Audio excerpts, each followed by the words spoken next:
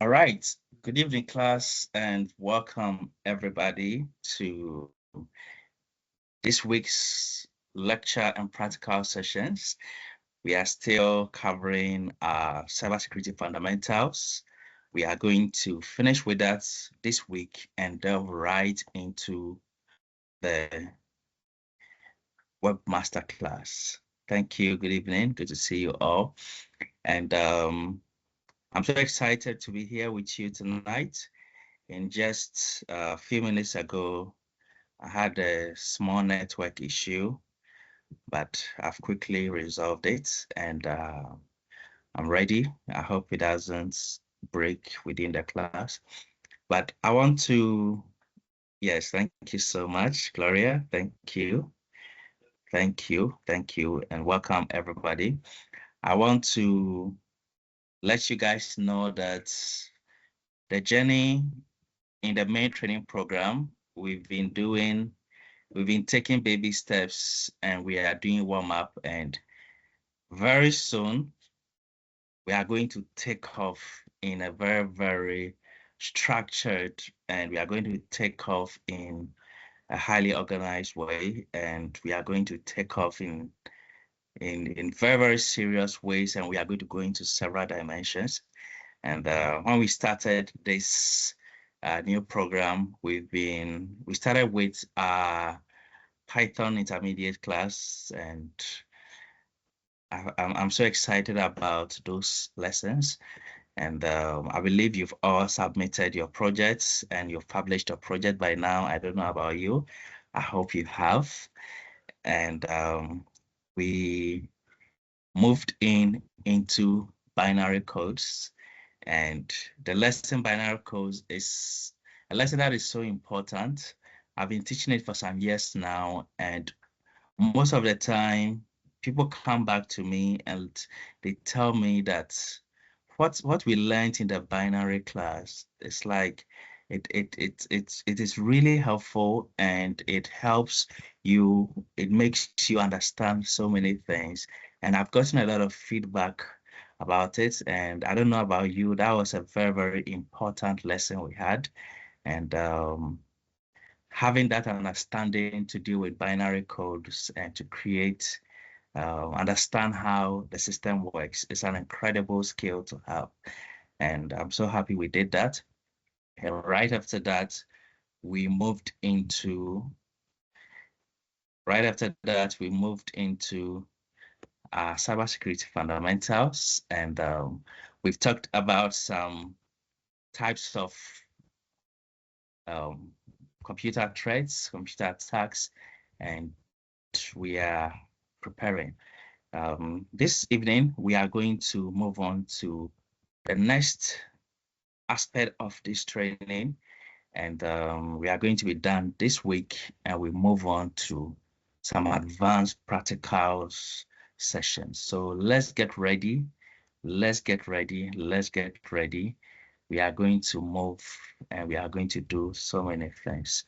All right.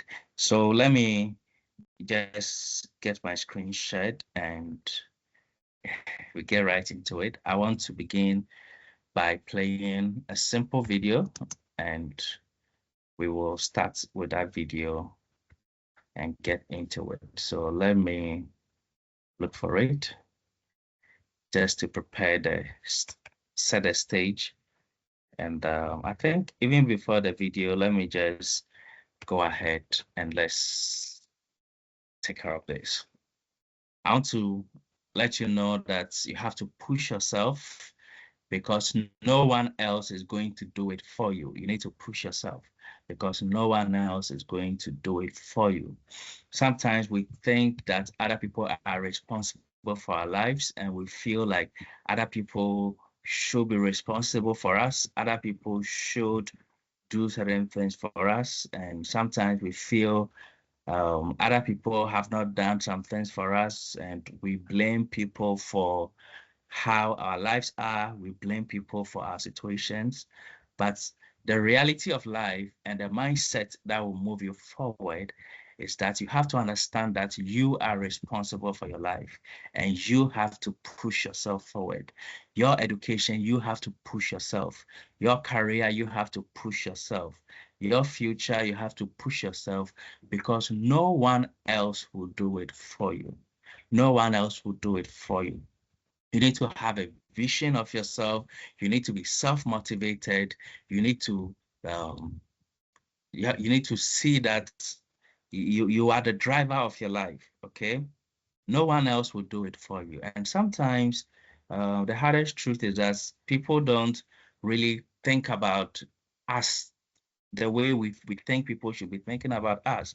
People don't um, people don't think about us. People don't worry about us the way we will want. Okay, and it is important that we understand that if we will ever achieve anything, we have to push ourselves forward. And I want you to have this at the back of your mind and let you know that you are responsible for your life. And just to know that all of you can hear me.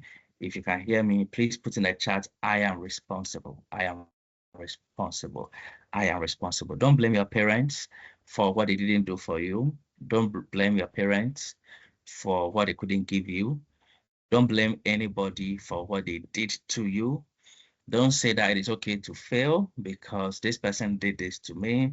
It's okay to fail because I went through this thing. It's okay to fail because this thing happened to me. No. This life, it is you versus the whole world. You versus the world. This is your lifetime. This is the time you are born. And so whatever you achieve in this time, and you have to understand that you are responsible. So push yourself forward, do your best, and you are going to make it. Thank you so much. My name is Darlington. I'm your educator, and I'm going to take you through the lesson tonight. So let me get ready and we'll just play this video and then we will get into the details of the lesson right away. So let me just share my screen properly and just to make it clearer for you, let me share it this way and we will get started. Thank you. What is cybersecurity and how does it protect you? Cybersecurity is the front line of defense against attacks on computers, servers, mobile devices, electronic systems, and networks. Attacks come through the internet. Cybercrimes are perpetrated by criminals who target individuals or networks for financial gain or to cause service disruption. Cyberterrorism is another type of attack. It's where technology is used to inflict real-world damage or cause critical disruption to infrastructure. If you go online using any electronic device, you are susceptible to cyber attacks and need some form of cybersecurity. How do cybercriminals and hackers launch cyber attacks? The common thread is malware, or malicious software. Malware comes in various forms. A virus infects files with malicious code. A Trojan causes damage or collects data. Spyware records a user's activities, which means it can capture credit card details. Ransomware locks files and data. Cybercriminals threaten to erase them unless a ransom is paid. Adware spreads malicious code through tempting advertisements. Botnets are networks of computers infected with malware. They enable cybercriminals to perform tasks online without the user's permission. Other cyber attacks come in the form of phishing. This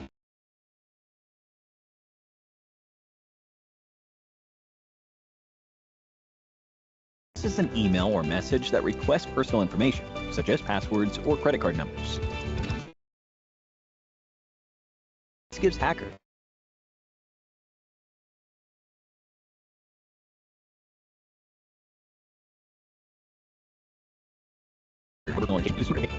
denial of service attack is where a network or server is overwhelmed with traffic, preventing the system from performing its regular functions.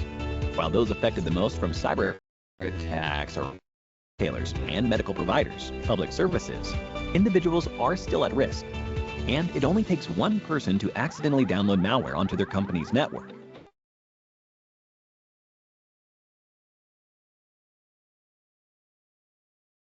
By not adhering to practices. How can you protect yourself from software on your devices? This gives you security patches to fight off the latest cyber threats and bugs. To protect yourself, check out Kaspersky's products, linked in description. Right. Okay, so let's get into the details of this lesson right away. And when we started this lesson, we looked at some types of cyber attacks. We talked about malware. We were introduced to a few of them, and we learned that this training is going to be focused on malware. But then we spent time talking about other attacks like phishing, and we saw how dangerous phishing was, and we saw how deceptive a phishing attack can look like, and how so many innocent people can fall for a phishing attack. And we also talked about password attacks, and we saw some various types of password attacks. I don't know if you remember any of the password attacks that we discovered last Thursday. I think we talked about and that them. Please put them in the chat for me, and I'll be very, very glad.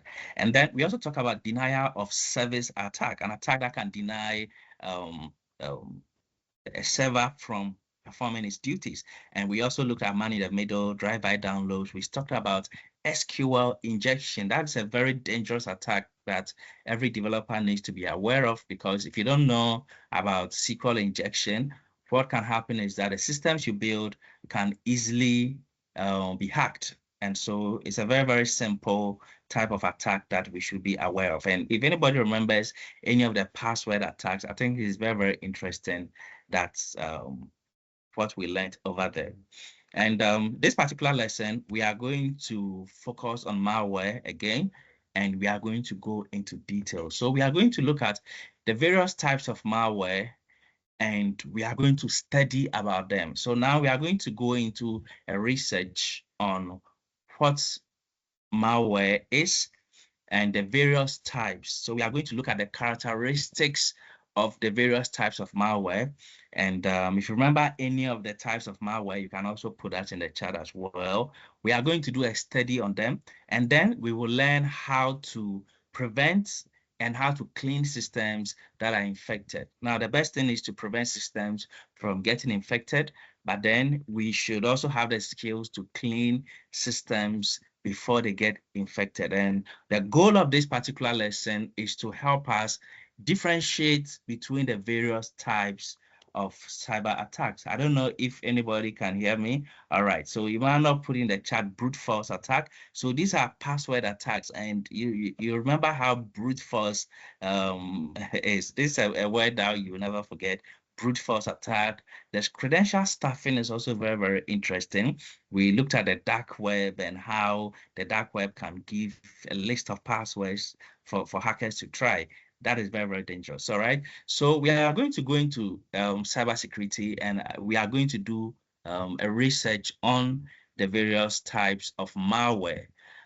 So I'm going to start with one other video as well. So let me quickly share that video, and we will get right into the subject of malware. So let's pay attention and let's try. We are going to start by differentiating between what a virus is and what a worm is. And after we have the understanding, then we can go ahead, learn about the rest, and then learn their preventive and the solutions to their attacks.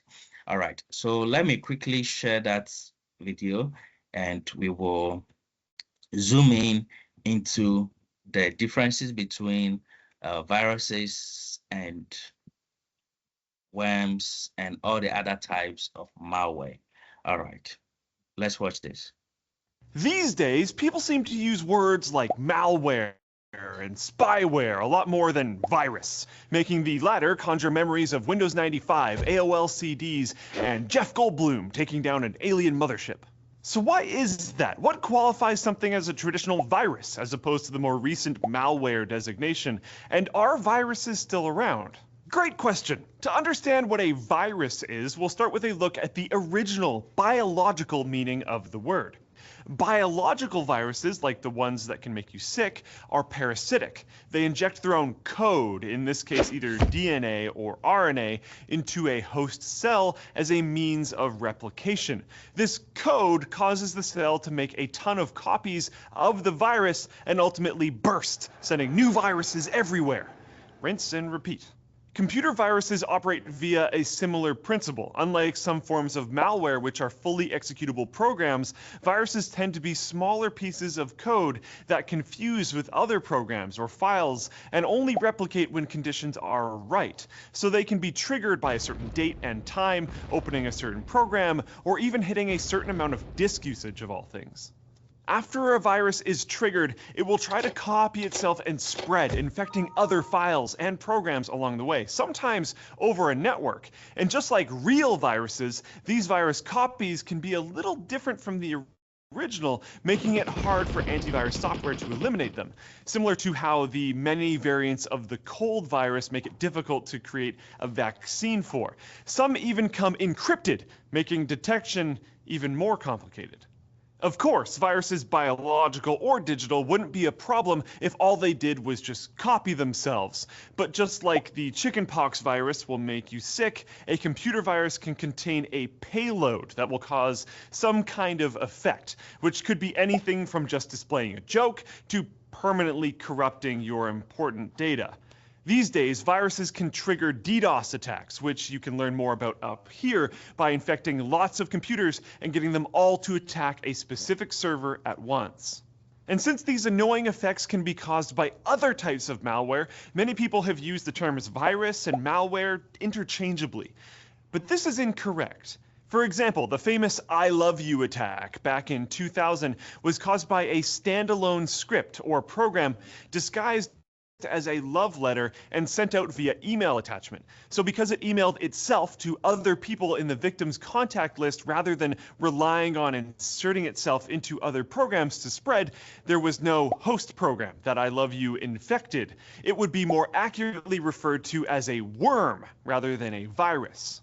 And indeed, many modern forms of malware like ransomware and adware are also standalone programs that can be passed around and executed on their own, meaning that they aren't really viruses. Which doesn't mean, though, that true viruses aren't still around, causing mayhem, and the ill effects they can cause are only really limited by the creativity the black hats programming them have. Things like logging keystrokes to steal your financial data and attacking corporate networks as a destructive form of protest are just the tip of the iceberg. All right, so we are beginning a journey that will teach us as tech professionals to understand malware. So we are going to spend time and look at the subject of malware, pick them one by one and study their characteristics. We are going to start with viruses and learn what viruses are. And we are going to discover that viruses are similar, computer viruses are similar to biological viruses. So we all know of biological viruses that can make you sick, and we've seen some of them. Biological viruses that can make you sick. We know viruses that can make people sick. And what we are going to do is to study computer viruses and know how they behave. And we are going to start by comparing it first to worms, and then we move into Trojan horse and the rest. All right, so malware stands for malicious software, and it refers to any software intentionally designed to cause damage. All right, so the umbrella term is malware, and a virus is a type of malware, okay? And we understand that all of these things are just code. All right, so virus is just code that is it's written to do something wrong, okay? And we are going to look at how they work. Most of the time, these malware come to cause damage or to steal or to gain access to a system or a network or data. And again, we have various types of malware, and we are going to begin with number one. I'm going to play another video that will give us a little bit of information about the types of malware. And we are going to focus on the first one, and we are going to start reading about the first one called viruses. So let's pay attention and look at this particular video. And after that, we get right into the study of what a virus is. Malware, known as malicious software, is a malicious code designed to function in ways that mistreat or harm the user. The main signs that show your computer might be infected by malware are: the app runs slowly, it changes your homepage or redirects you to other web pages. Now you can see some examples. A virus is software created to damage the system. Worms infect computers via a network and makes your computer very slow. Spyware are programs that collects information from your computer without your knowledge. Adware is software that creates pop-up advertisements on your screen without your permission. Browser hijacking is the modification of a web browser settings. It may replace the existing homepage, error page, or search page with its own.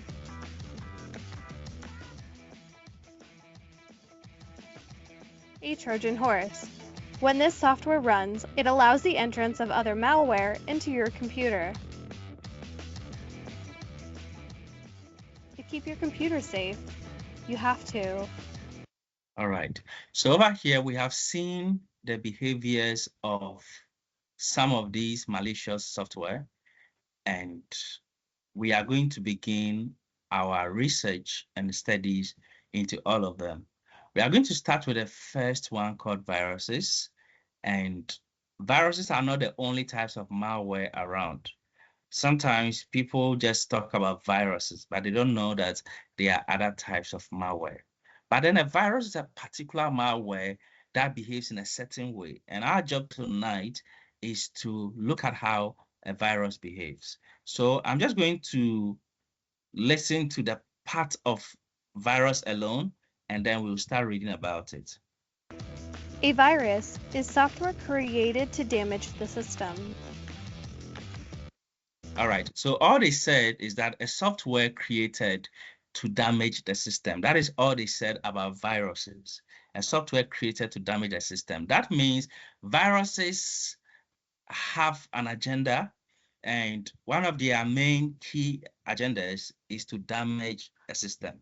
All right, so let me share the text on viruses, and we are going to study how viruses behave in the tech world. So let me zoom in, and then we will quickly move on to what viruses are. All right. Now, what is a virus? What is a virus? So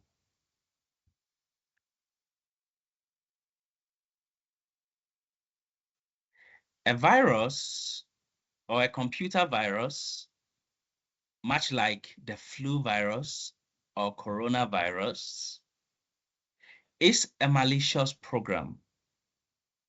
Now, this is a biological virus, and this is also a biological virus, but a computer virus, which we'll be comparing to biological viruses, is a malicious program. That means a harmful program or a dangerous program designed to spread from hosts to hosts, okay? From host to host. So we'll be looking at a lot of things about viruses, and one of the first things we've heard about viruses is that they are designed to spread. Okay, a virus has the nature of spreading uncontrollably, and it spreads from host to host. All right, so please type this for me in the chat: spread from host to host. That's the first thing I want you to type for me. And it talks about how viruses behave, okay? And we are going to understand what it means by spreading from host to host, okay? When we say it spreads from host to host, what does it mean? What is a host? Okay, what is a host? Yes. Now, when COVID came, coronavirus came, we learned that it started with just one person. One person was the host of COVID. One person was the only one infected with COVID. And before we realized, it went to a number of people, like 3, and then it started spreading, and it spread in China first. And as it spread in China, it also went across China and affected the whole world. All right. And in COVID, we have things like quarantines, and we have vaccinations, and we have all of those things. They are very much compared to how computer viruses behave. There are a lot of similarities. Now, the first thing we've seen about computer viruses, also like coronavirus, the way it spread, a computer virus can spread, and it has the ability to replicate itself. Okay, wait a minute. Apart from the fact that it can move from host to host, it has the ability to replicate itself. This means that a virus can make a copy of itself. All right. I was telling the morning class that I wish I had that ability to replicate myself. I would have created 3 versions of myself, and I would have placed one of me somewhere, another somewhere, another somewhere. But computer viruses, they have the ability to replicate themselves by copying themselves into other programs. In other words, a computer virus can spread autonomously,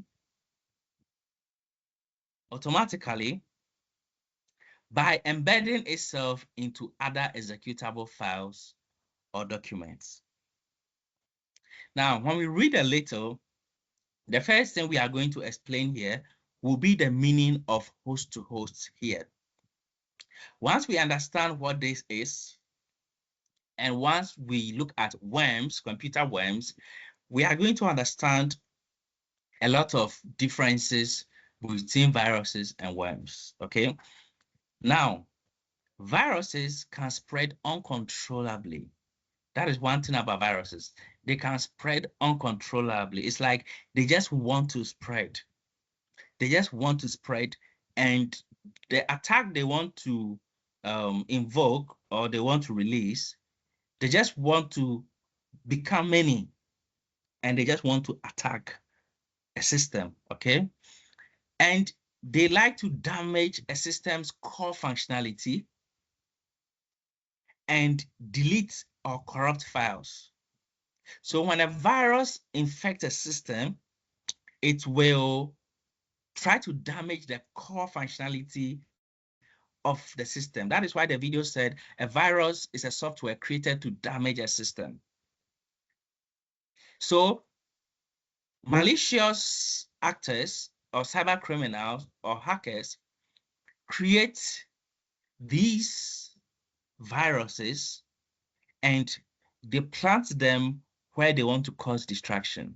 So a virus is actually a destructive software.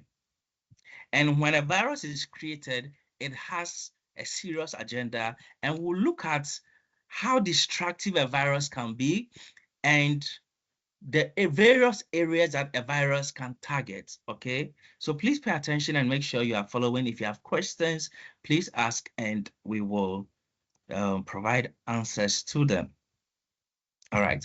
Now, the purpose of creating a computer virus is often to infect vulnerable systems, any system that is not well protected, sometimes to gain admin control, sometimes to steal sensitive data.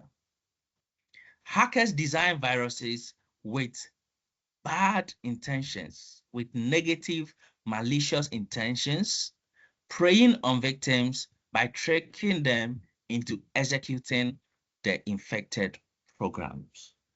All right. So what we are doing right now is to learn about what computer viruses are. We've learned that they have some few similarities to biological viruses. We've learned one characteristic of viruses, that they can replicate themselves and they can spread. Their agenda is to damage a system, corrupt files, delete files, and they have very negative intentions. Now, let's look at these 5 characteristics of viruses. Number 1, infections. A virus typically attaches itself to a legitimate program or file. All right. So listen to this. Usually, a virus is computer code that attaches itself to the code of a legitimate program or file with the intention to corrupt and infect that file. Please listen carefully. When this program is executed, the virus code also runs, enabling it to infect the system. What are we talking about? By the time we look at these characteristics, all of these pieces of information are going to come together, and we are going to understand viruses very, very clearly. Let me read about their replication, and then I'll read about trigger. Once a virus has infected a system, it replicates itself by attaching to other programs, files, or parts of the operating system. Now, this allows the virus to spread further within the systems or to other systems. All right, so when we study computer infections, which we will be using viruses and worms to do a comparison. When we get to worms, you see that the agenda of computer worms is to infect multiple computers. All right? But the first agenda of a virus is to infect a single computer first. Okay, please listen to it. Before it moves to other computers, it infects a single computer first, and it starts eating into that particular system until all the files and all the programs and all the documents within that system is infected.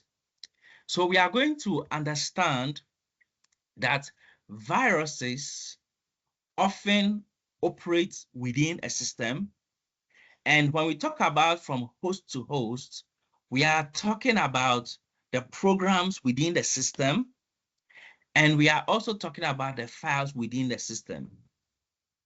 And when they spread uncontrollably, they infect all of the files within a system, any file they come across. Let's look at their triggers and one thing unique about viruses. Please watch this. Many viruses remain dormant until a specific event or condition triggers them. One of the things you learn about computer viruses is that they infect files and they infect programs. Then they wait to be activated. When they are activated, then they will infect the system. They will infect the system. Now, when we say they are waiting to be activated, what this means is that a virus usually needs a trigger, someone to open the wrong file or something to happen before they can spread. And usually it is someone opening the infected file without knowing. When someone opens the infected file, then the virus starts to spread. Now, the trigger could be a specific date or the launch of a program or any other predetermined event by the hacker. Most of the time, it is a launch of a program or the opening of the infected file. And one of the things we are going to learn tonight is that if the infected file is activated or executed, then the virus spreads. This means when it comes to handling viruses, you can look for where the infection is, and you can make sure the infected file or files do not get executed. Because once the infected files are executed, then the virus begins to cause its damage. Number one, a virus is a malicious code that infects files and programs. The virus typically attaches itself to a clean file or a clean program. So viruses like programs and files, okay? They like programs and files. And when the program or file they have infected is executed, then the virus code that is attached also run, and it allows it to infect the system. So one thing you have seen from this text is that we have talked about a program, a file, and then the system. All right. Let's look at how they deliver their payload. And before we talk about how they deliver their payload, let's define the term payload. And we can define it with some scenarios or simple examples. Because when it comes to cybersecurity and IT, sometimes there are certain technical terms that we need to define, and sometimes certain technical terms that we come across that we have to understand. So in network security and in networking, we have the term payload. In general IT, we have the term payload. In cybersecurity, we have the term payload. In the military, they have the term payload. And in English, we also have the term payload. So what is a payload? Who has heard the term payload before? Who has heard the term payload before? What is payload? If you know what it means, you can put it in the chat, and I'm going to read it for all of us to understand. And I'll be talking about two terms, payload. Please type payload in the chat for me. Please type payload in the chat. And from today, keep the explanation of payload in mind, and also keep the meaning of metadata in mind. There's a technical term called metadata. What is metadata? I'm sure sometimes when you're reading about, when you're reading in tech, you come across certain terms. We all know data, but sometimes we come across the term metadata. Please type metadata as well in the chat for me. Metadata, one word, metadata. And when you hear metadata, I'll explain that one first, and then we'll look at payload. But if you have any definition of payload, you can put it in the chat. But I'm just going to use simple examples to explain them. Now, when we say metadata, metadata is actually descriptive data about data. Okay, so we have data and we have metadata. Why do we have metadata and data? So metadata, yes, so they are descriptive data about data. All right, descriptive data about data. What do we mean by descriptive data about data? Let's give an example. let's say we have data. Let's say we have a spreadsheet that contains data about a country. So the data itself is the actual data or the payload that we are looking for. Okay, that is the data we will be using for our analysis and whatever. But when we say the metadata, they are the descriptive data about the data. For example, let's say the file size of the data. Let's say the file name, just like Caleb put in the chat, the file name. Let's say the date the data was compiled. Let's say the author of the data. Okay, we are talking about information about the data. Information about the data. Let me use an email as an example. You know, I'm just going to use the main message in an email as the data, okay? So if you have an email, the main message is the data we are looking for. But then the main message doesn't come alone. It comes with other descriptive data, okay, or descriptive information, all right? So apart from knowing about the main message, we want to know who sent the yes, Emmanuel, yes. Who sent the email? When the email was sent?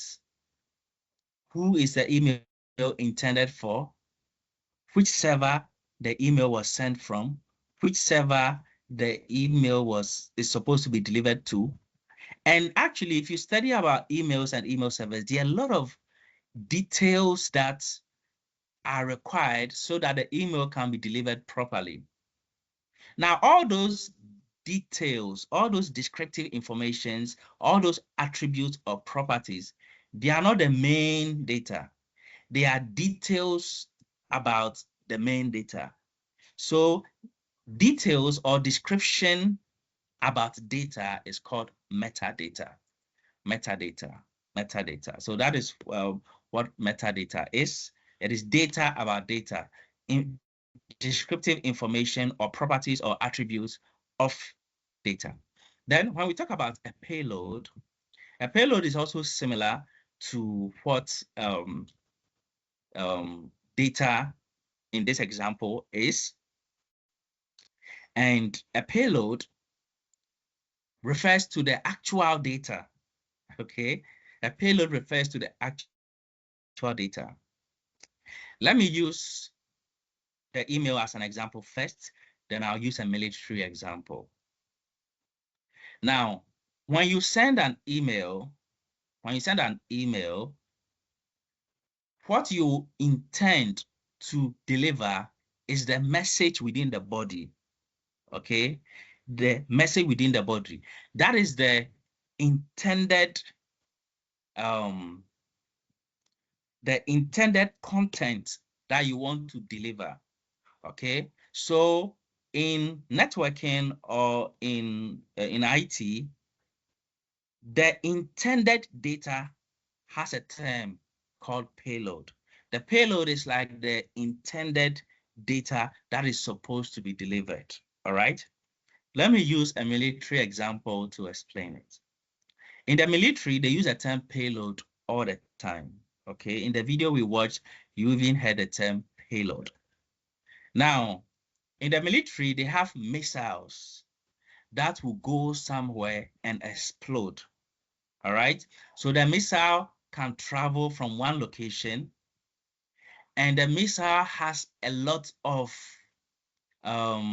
information or instructions as to exactly where it is supposed to land and explode, all right?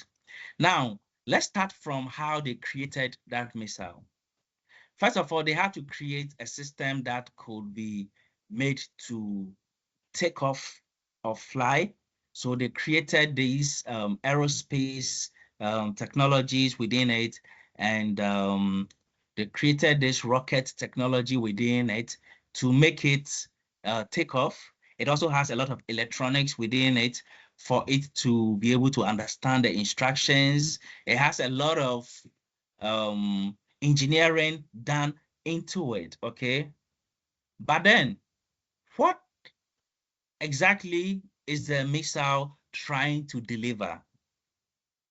Now, inside the missile, they have a long metal with different components and compartments.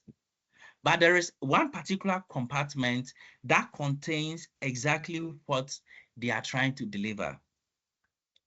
What do you think a missile is really trying to deliver when it goes somewhere? Upon all the work they are doing to make it fly to its destination, what exactly is a missile trying to deliver? The missile is trying to deliver what is called explosives. Okay? Listen, the missile is trying to deliver explosives. These explosives can be put anywhere and be made to explode, okay?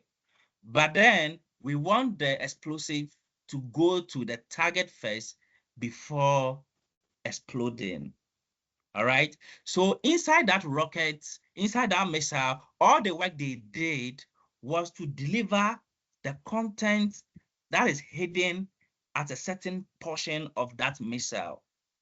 That is the explosives.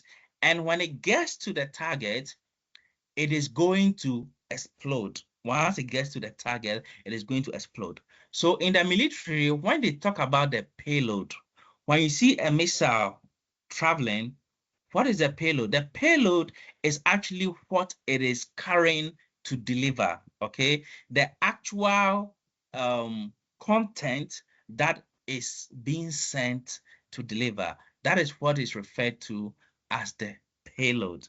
And when it gets there, it will deliver that thing to its intended destination. In computer networking, when data is being transmitted, it goes with several protocols and a whole lot of extra metadata, but the actual message that is supposed to be delivered, the actual message is called a payload, all right? So their payload delivery is this. After being triggered, the virus executes its payload. So what is a payload? Yes, explosive is a payload. What is a payload of a virus? So a virus, its payload is its intended action, what it was sent to do, okay? So after a virus is triggered, because a virus needs a trigger, after it is triggered, it executes its payload. Now, this could be anything from displaying a message on the screen. This may be the payload or the intended action, or to delete files, to steal data, or to corrupt software.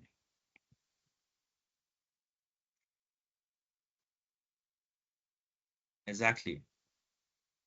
So these are some characteristics of viruses that help us know what viruses are.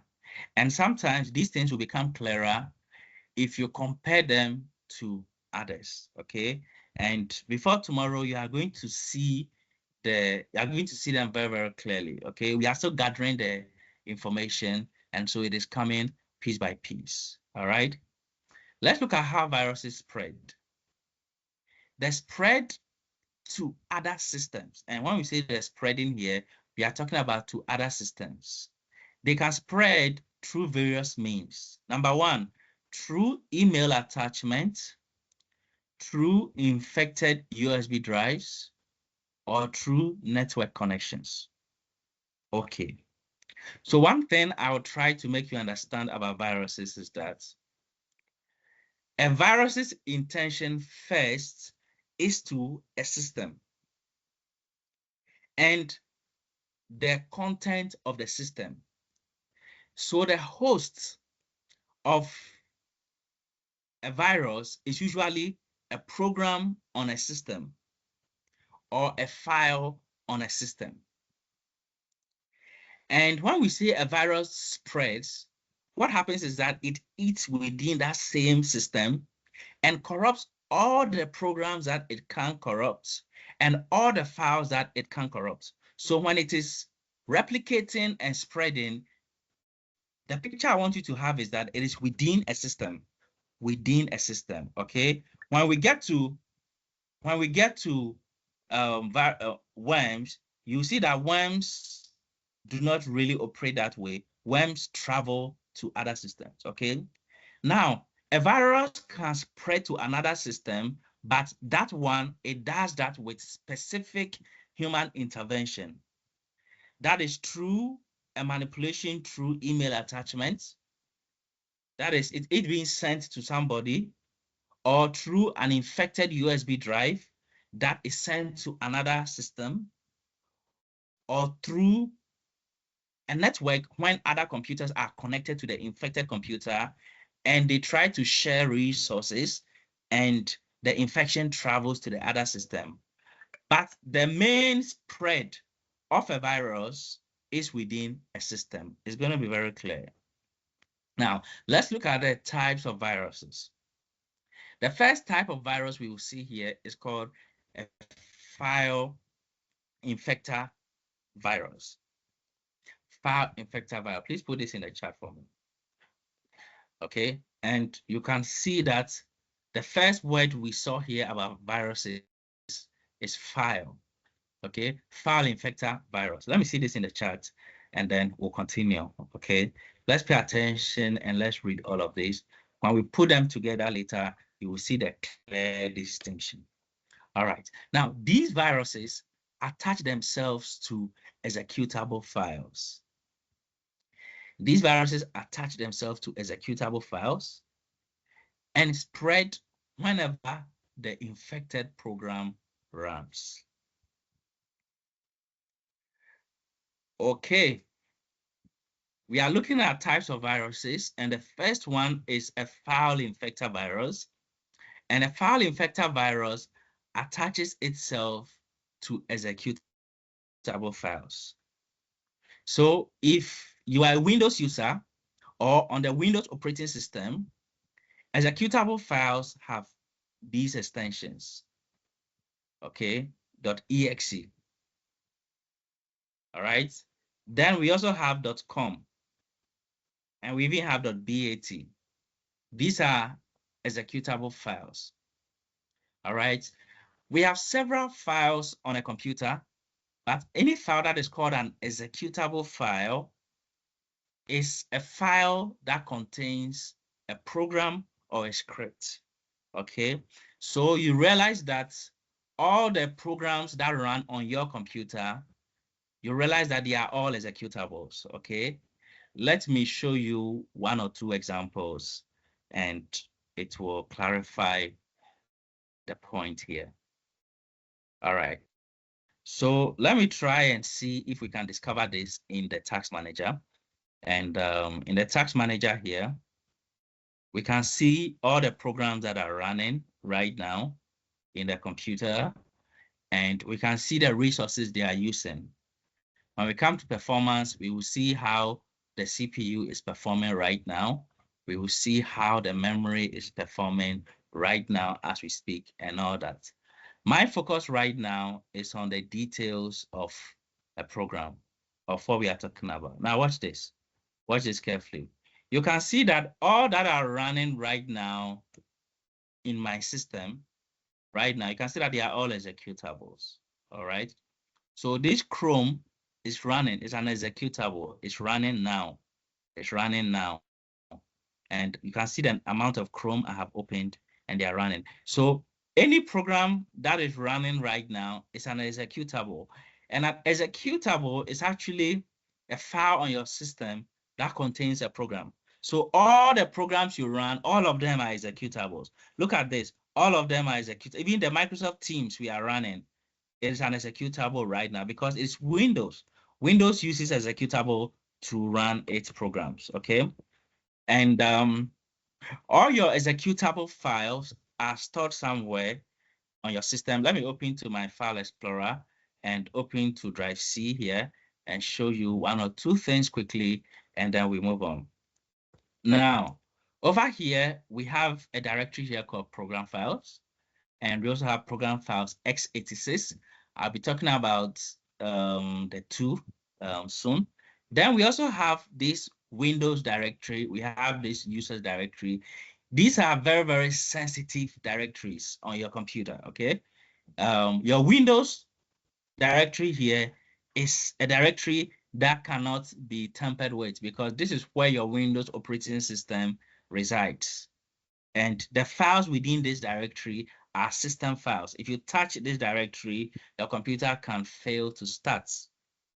This directory here contains the users and their files, the users of this system and their files, but I'm just interested in Windows and then program files. Now, all the programs that you have installed on your computer, you realize that they come with files and they are files on your computer. Every program you have installed hides somewhere on your computer, and this is where they hide. In these program files and program files x86, later as I will explain their differences, okay? So let's open to program files and look for some programs we have installed. For example, I've installed a program from Google, and that is Google Chrome. I've installed Google Chrome. So Google Chrome, the files of Google Chrome will be hidden in my program files. Watch this. When I open to this Chrome, I can see two directories here. When I open to this one, there are more, but I'm looking for this one here. This file you see here is actually the program that runs Google Chrome. And so if you want to check the type of file this is, you are going to discover that it is an application. It is a program. And this is an executable file. Now, when viruses want to operate, they usually like to attach themselves to executable files because executable files usually contain programs and so or applications.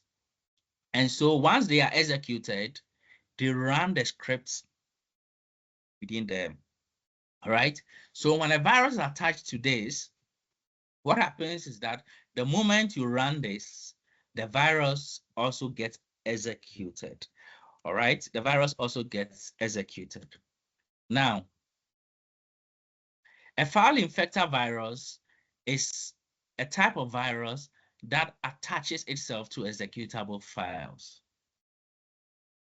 and will spread whenever that executable file that is infected begins to run. Number one. Number two, we have macro viruses. Macrovirus. Please put that in the chat for me. Macroviruses. Okay.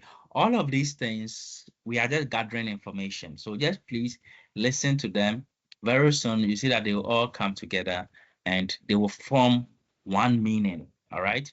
So we have macroviruses, and these viruses target applications like Microsoft Word or Excel and embed themselves in documents and spreadsheets.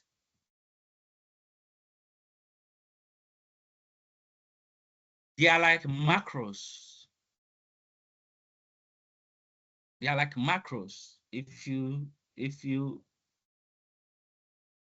Okay, so in programming, we have something called macros, okay, which are certain scripts. So a macro virus usually attacks applications like Word and Excel, and they embed themselves in documents and spreadsheets, like Word documents and spreadsheets. Look at how these ones works, how they work. They spread when the infected documents are shared. All right. So these macroviruses, they target documents that are important and will be shared. And these particular ones, they spread when these documents are shared.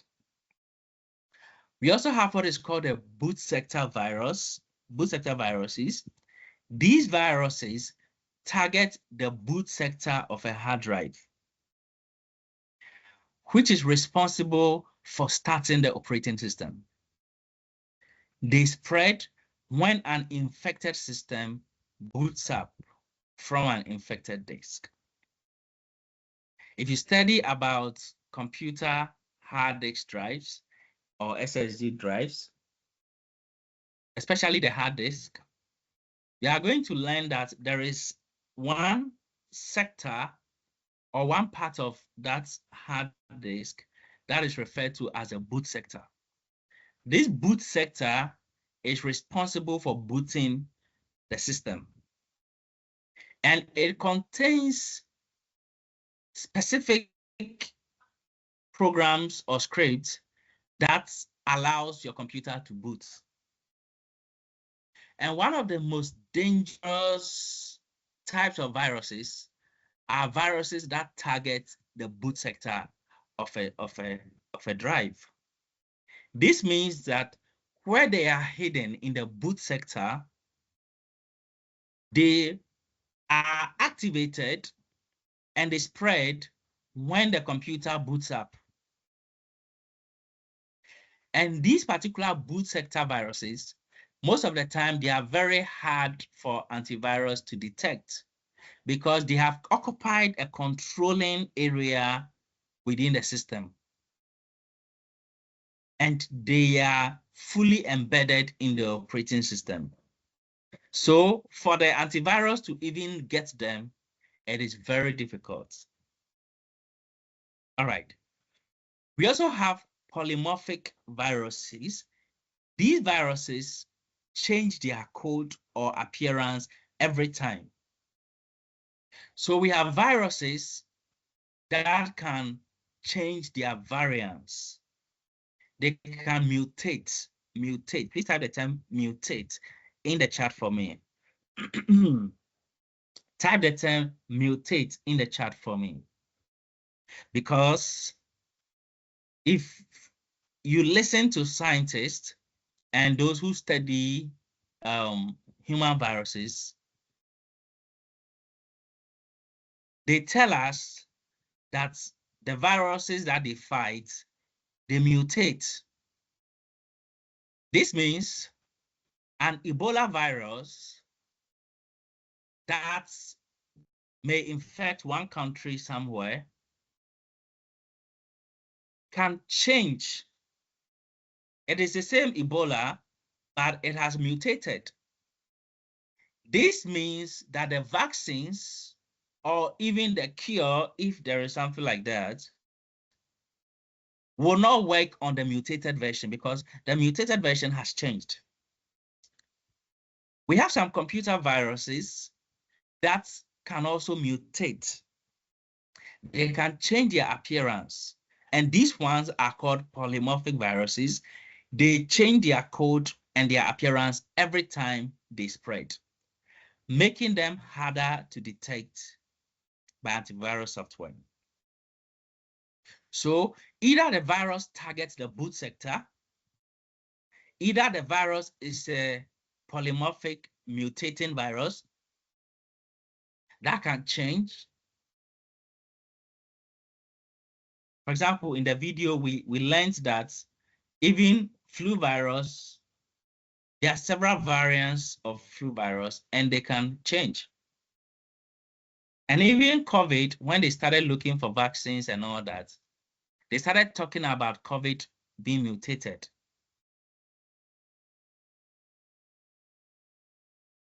We have resident viruses. These viruses embed themselves in the computer's memory, allowing them to infect files when the original source of the infection is removed. We have some viruses that hide in computer memory.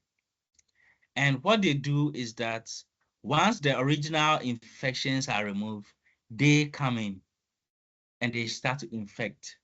So a virus can be very stubborn and a virus can be very dangerous. Multipartite viruses. These viruses can infect both the boot sector and executable files. Wow. These are dynamic viruses, multipartite viruses, viruses that cause two types of damages at the same time, making them particularly difficult to remove. So what at all have we gotten from looking at viruses, their types, and what they are. Number one, viruses. The aim of a virus is to corrupt or destroy or delete a file or a program or a system, infect a system by deleting and corrupting its files. Number two, we have seen that viruses spread, and they spread mostly within the system, from program to program, from file to file within the system. When they get a chance, they can move to another system and begin the same work in another system. All right. So once that particular system is infected, that system starts to be eaten from the inside. It's like when HIV, which is also a virus, infects a human being. What that HIV does is to spread within that person and start destroying things within that person and start corrupting various parts of the person's system. That is how computer viruses are. And when they create a virus, the hacker can determine whether the virus should operate from the boot sector, should be a macro virus, should be a file infector virus, or should be a polymorphic virus. All right. The effects of viruses are simple. Viruses can cause data loss. Viruses can cause system damage. Viruses can consume the resources of a computer system and make it very slow and unresponsive.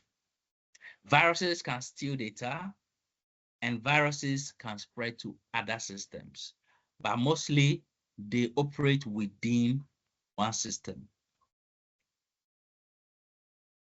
One type of malware that specializes in working across multiple systems is what is called a computer worm. So we'll be looking at computer worm very soon, but I want us to watch another short clip about viruses, and we will get some clarifications. And when we compare a virus to a worm, the distinction will start to manifest itself more clearly. And before tomorrow, we are going to create a very simple summary that will make you see the differences very, very clearly. So let me go ahead and play this short clip that will give us some information about viruses. And from there, we can also look at computer worms.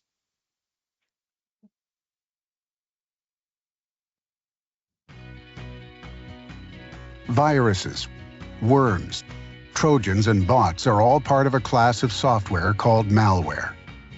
The overwhelming majority of malware is created to make money illegally, often by stealing sensitive and confidential information from victims' computers and mobile devices. Malware can also be used for cyber vandalism, cyber espionage, hacktivism, cyber warfare, and various other reasons. Malware can make entry onto your computer via questionable file downloads, visiting infected websites, or through email containing a seemingly benign link or attachment. Common types of malware. Viruses. Almost all viruses are attached to an executable file, which means the virus may exist on a system but will not spread until a user opens the infected program. Viruses often originate on the internet and spread when downloading a file infected with a virus, peer-to-peer file sharing, or email attachment. Trojan. A Trojan is a harmful piece of software that looks legitimate. Users are typically tricked into leading and executing it on their systems. Trojans can not only steal your sensitive data, they can also give cyber crooks access to your system. Trojans are employed to gain access to your computer's financial and personal information.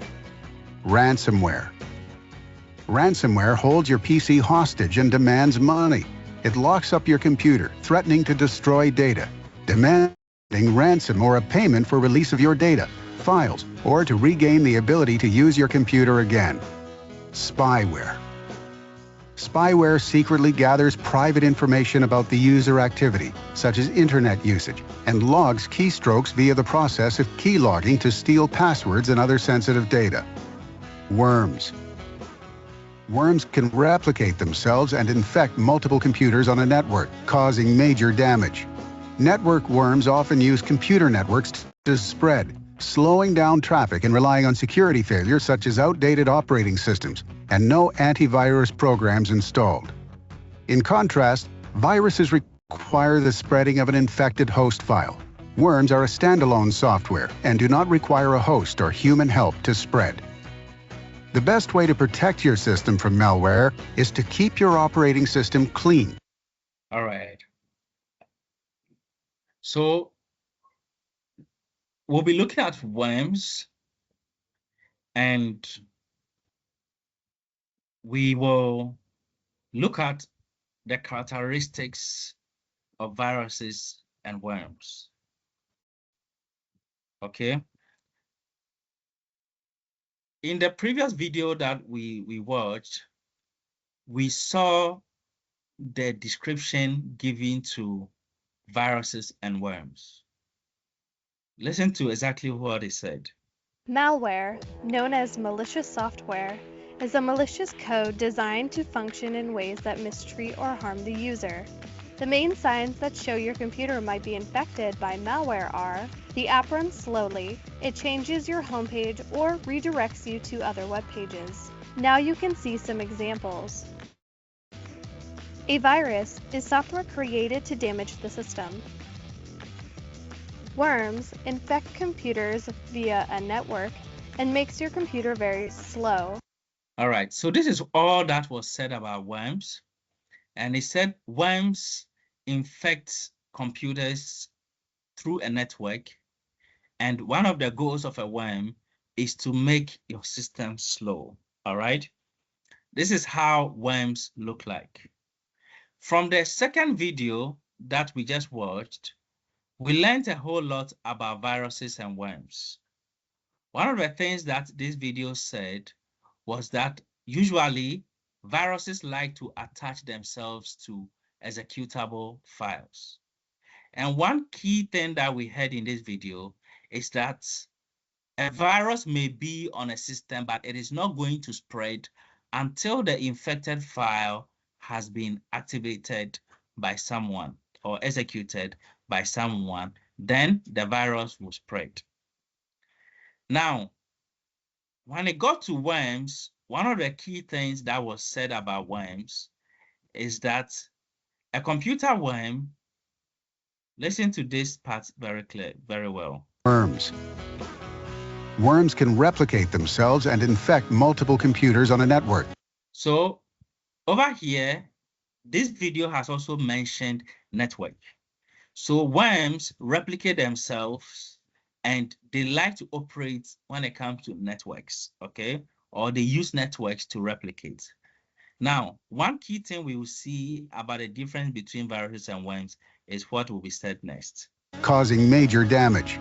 Network worms often use computer networks to spread, slowing down traffic and relying on security failures such as outdated operating systems and no antivirus programs installed. In contrast, viruses require the spreading of an infected host file. All right, so viruses require that the infected host file, you see, most of the time when we talk about viruses, we talk about programs, we talk about files within a system, and they are the hosts that are infected, and they spread with human intervention. This means they have to be activated by someone opening them, unless they have been programmed to be triggered by something else. But one thing we are going to see about worms is this. Worms are a standalone software. Worms are a standalone software. This means the worms are not like viruses that require human intervention to spread. Worms are software programs that operate by themselves. A virus doesn't really operate by itself. a virus has to infect a file and use the file to operate.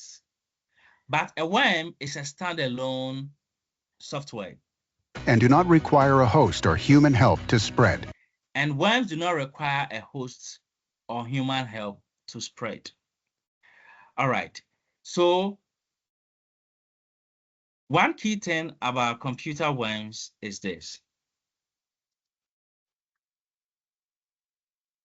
A worm is a type of malware that can replicate itself and spread from one computer to another computer within a network. This is how worms like to operate. Unlike viruses, worms do not require human intervention or interaction or attachment to a software program or file to cause its damage. A worm has the ability to operate on its own. Now, once a worm is installed, it can open a backdoor on the infected machine. It can choose to add it to a botnet, which we'll talk about later on. We've already mentioned it several times. It will add it to a botnet for a DDoS attack. And it can install code to hide itself. So the worm can install code to hide itself. Now, after establishing itself, the worm may start its malicious activities. Once the worm is okay and has a place to hide, it can start its malicious activities. These activities could include deleting system files, sending junk emails, installing other malware, consuming network bandwidth, or disrupting large networks and web servers. Both viruses and worms can self-replicate. This means that a worm can also self-replicate. A Trojan horse cannot self-replicate, but a worm can self-replicate.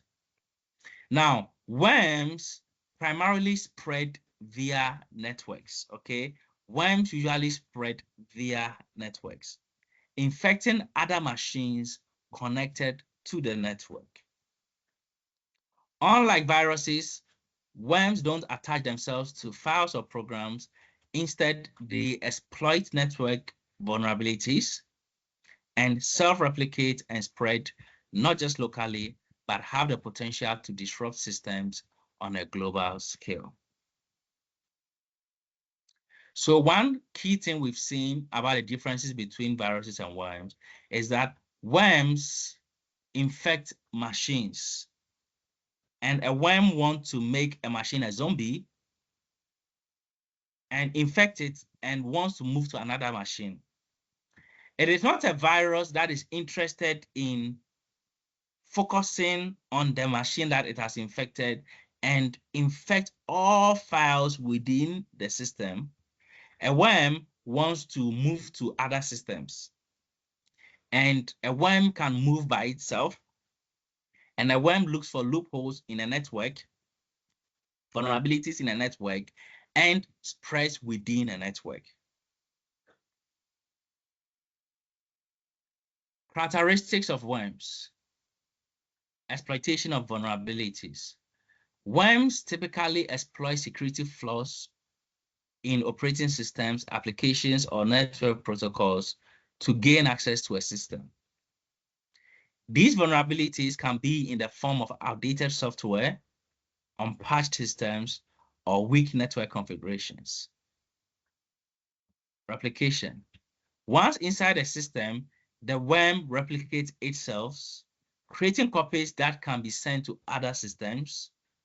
This replication can happen rapidly, leading to the worm spreading across the network in minutes. Now, spreading. Worms are designed to spread across networks. So this is how they work. So once they get into a company, they want to move through the network of the company to all the machines that it can find and infect every machine. Worms like to do that. And worms can also run on the internet and infect several machines on the internet for an attacker. who may want to do a DDoS attack to it. Now, worms are designed to spread across networks, often using email, instant messaging, file sharing systems, or even direct attacks on other connected systems. They can scan the network for other vulnerabilities to exploit and infect. Their payload execution. Many worms carry a payload. That is a piece of code designed to perform a specific action once the worm has spread. So look at how they define a payload here. They define payload as a piece of code designed to perform a specific action. So the payload is actually the intended content or intention of the worm. So once the worm has spread, then it will execute its payload. This can include anything from deleting files or installing backdoors, which allow the attacker to take control of the infected system. Persistence. Some worms include mechanisms to ensure they persist on a system even after a reboot. This might involve modifying system files, registry entries, or other network settings to make removal difficult. We have email worms. These worms spread by sending themselves as attachments or links in mails. When the recipient opens the attachment or clicks on the link, the worm infects their system, makes their system a zombie, and sends itself to the contacts in the address book. Internet worms target vulnerabilities in network services or software that are exposed to the internet. They often scan the internet for vulnerable systems and infect them directly without user interactions. We also have instant messaging worms. These worms spread through instant messaging platforms by sending infected links or files to contacts. When a user clicks on the link or opens a file, their system becomes infected.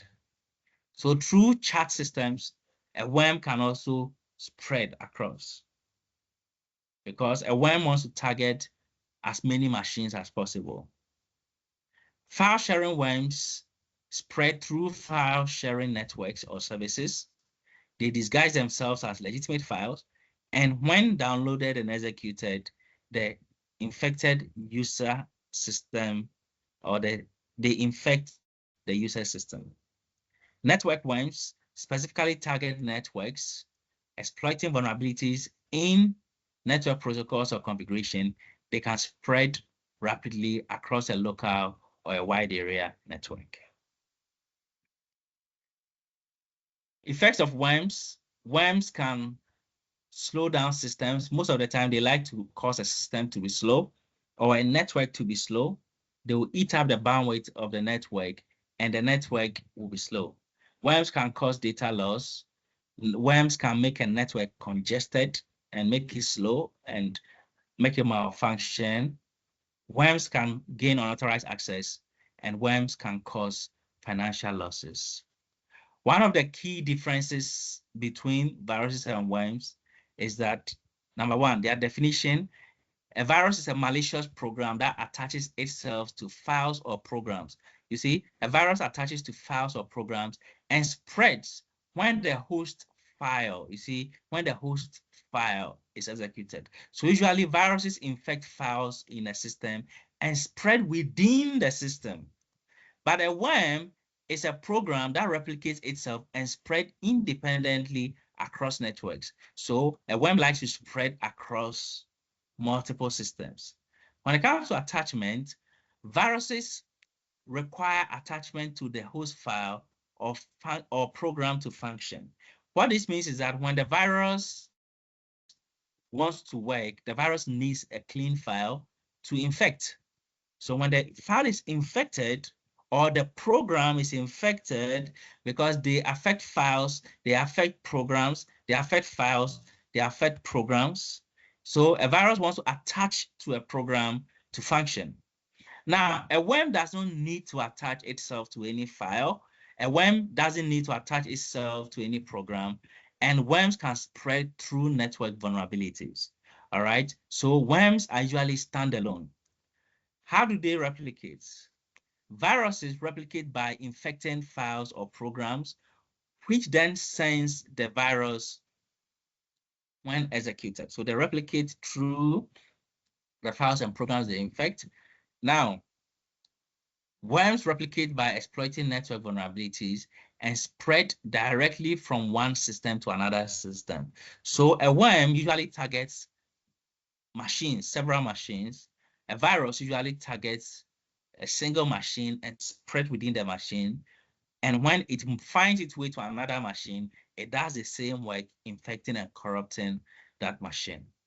Their spread mechanism typically spreads through infected files, email attachment, or removable media. This is how they move to other systems. When it comes to worms, they spread through network connections, emails, or other network-based methods of vulnerabilities. Activations. Viruses are activated when the infected file is executed or program is executed. Now, worms activate independently once it has infected a system and starts replicating. So this one activates by itself.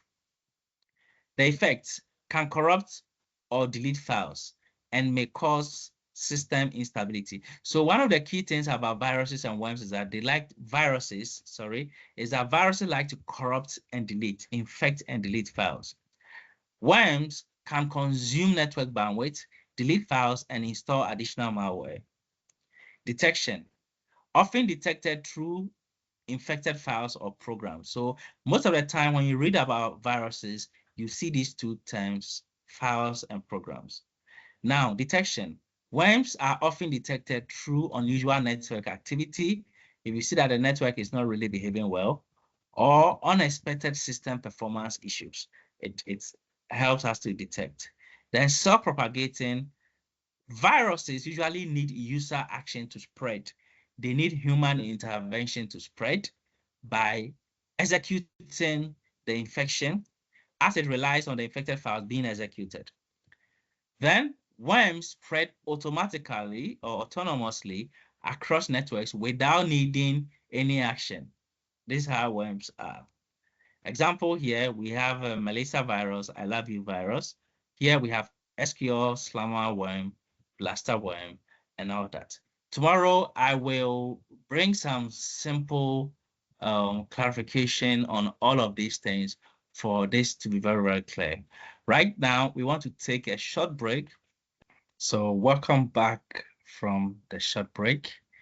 We want to continue with the second part of our research into malware.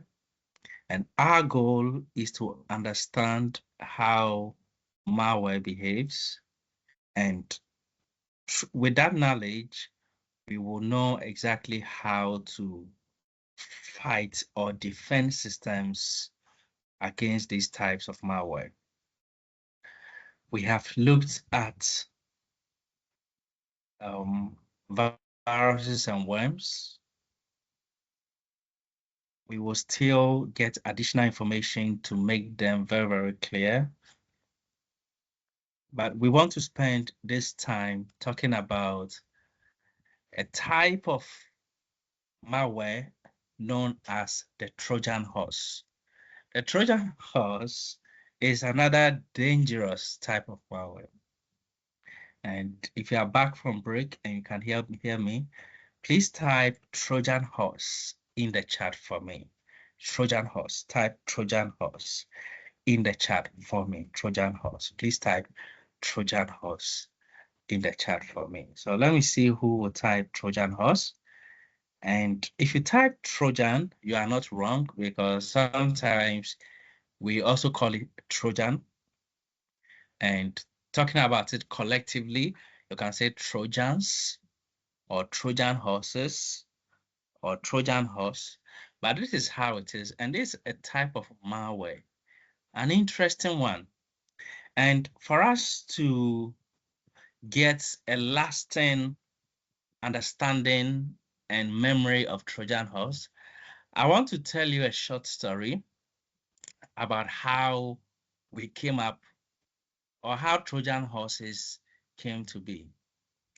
So I want to tell you a little bit of history and a little bit of story about the Trojan horse, and it will help us remember how this particular malware operates. Remember, this is a malware, it's a software, but it's a Trojan horse. So let's look at the story of the Trojan horse. And to tell that story, I have downloaded a map, and I'm going to use a map to explain that story. Now, this Trojan horse, the term was picked from a historic event. Thousands of years ago, something happened, and through that story, the term Trojan horse came about and has been around since that time. In medicine, they have Trojan horse. I've heard medical doctors, especially those who work with viruses, mention Trojan horse and how sometimes when they are creating vaccines, for them to attack the virus, sometimes they themselves can create a Trojan horse so that they can trick the virus and infect the virus, attack the virus. And so this term Trojan horse is in IT, it is in medicine, and it's in everyday life, okay? So we want to know how it came to be. So I'm going to take you back into history thousands of years ago and tell you how the term Trojan horse came about. Now, this story I'm going to give you is a historic event from thousands of years ago. However, the details of the story and how the story is told, the story is told about a spiritual and mythical events that were happening in the time of, in the days of the Greeks and in the Greek mythology. And you know, when we talk about the Greeks, they have a lot of spiritual myths. So this story is mixed with myth and history, but it has a lot of historic realities. So it is history, but the details of how the story is told also has myth as part of it. But let's get into it. I'm just going to focus on the history part. Are you ready? If you're ready, put it in the chat, ready. Now, let me see the first ready before I begin. Thank you, Oluwafemi. Thank you, Augustine. Thank you. Now listen. Long ago, there was a kingdom called Troy. Troy was a kingdom, and today, Troy is the same country that is called Turkey.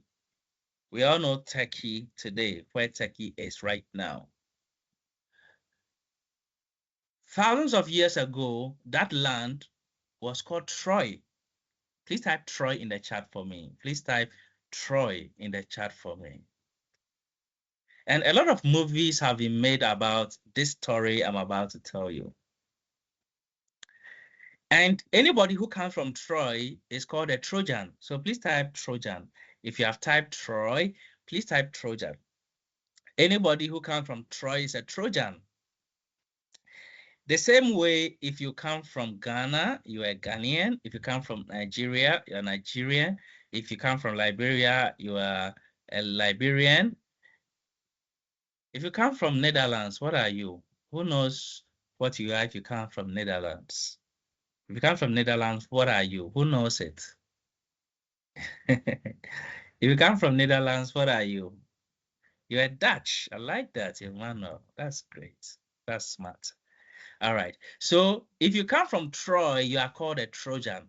So this story is about a Trojan horse. That means a horse from Troy. Now let's get into the story. Now, Troy was a powerful kingdom. Troy was a very wealthy kingdom. And Troy was strategically positioned on a mountainous and a hilly location that made it very difficult for its enemies to conquer. In those days, kings and strong kings and warriors went about conquering lands. And if you've watched any historic war film, you realize that they were all about conquering lands and taking over territories. So, Troy was a powerful land that a lot of kings wanted to conquer. But because of their strategic location, because of their wealth, because of how fortified Troy was, for hundreds of years, no enemy could destroy Troy. Despite several attempts, nobody could destroy Troy. In those days, Troy had a powerful king called King Priam. Please type the name King Priam in the chat for me. I'm going to be mentioning some names. I don't want us to forget. So let's keep them in the chat. Type King Priam. If you can spell it, type King Priam. King Priam. Now, the king of Troy was King Priam. King Priam was a very wealthy, very powerful, and very wise king. And he ruled Troy in peace and made Troy to be so prosperous. Now, King Priam had two sons. His first son is called Hector, Prince Hector. Please type Hector in the chat for me. His first son called Hector. And his second son was called Paris, Prince Paris, Paris. So type Hector and type Paris. Paris was his second son. Now, one thing about Hector was that Hector was the greatest warrior in the land and in the whole region. And as far as their neighborhood was concerned, there was not a greater warrior than Prince Hector. Prince Hector was a commander of the armies of Troy and led the army very well to victory after victory. Now, the prince, Paris, was not a warrior. He was something else other than a warrior. He was a poet, he was an archaeologist, he was a student, and he had a wonderful life, but he was not a military man. And he was the cause of the downfall of Troy. So the story I'm about to tell you is about how Troy finally got destroyed. Now, this particular story involves this particular ocean over here. It's called the Aegean Sea. If you can see it on my screen, please type this in the chat for me. Look at it on the screen. If you can see it, please type this in the chat for me. The Aegean Sea. They called it the Aegean. This was a very powerful and a very popular ocean at the time, the Aegean Sea. Let me see someone put it in the chat for me, the Aegean Sea. Now, in those days, the Aegean Sea was the international trade route, and all merchants used the Aegean, and they all pay tariffs to the king who controls the Aegean. Guess what? The Aegean Sea was controlled by Troy. And one of the reasons why Troy was very, very rich was because Troy was in charge of the Aegean. And apart from all their own produce and their own profit, they make a lot of money from the control of the Aegean. And one of the reasons why other kings wanted to destroy Troy was to take control of the Aegean. Now, across the Aegean was another massive land called Greece.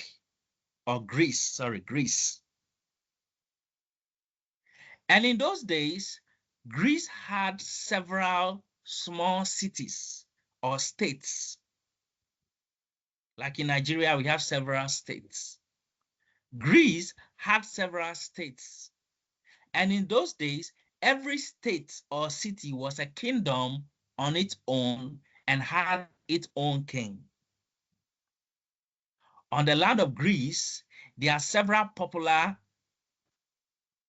cities that to this day we still know. For example, Thessaly is a popular city in Greece where the Thessalonians come from. We have Corinth, where the Corinthians come from. We have Athens, which is still there to this day, where they organize the Olympics. We have several places in Greece that to this day, they are still the same. This story that I'm going to tell you affects some of the cities of Greece. One of the cities here is Mycenae. Mycenae is one of the cities.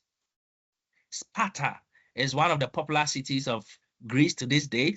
Most of us have watched the 300 Sparta movie, one of the most powerful movies of all time.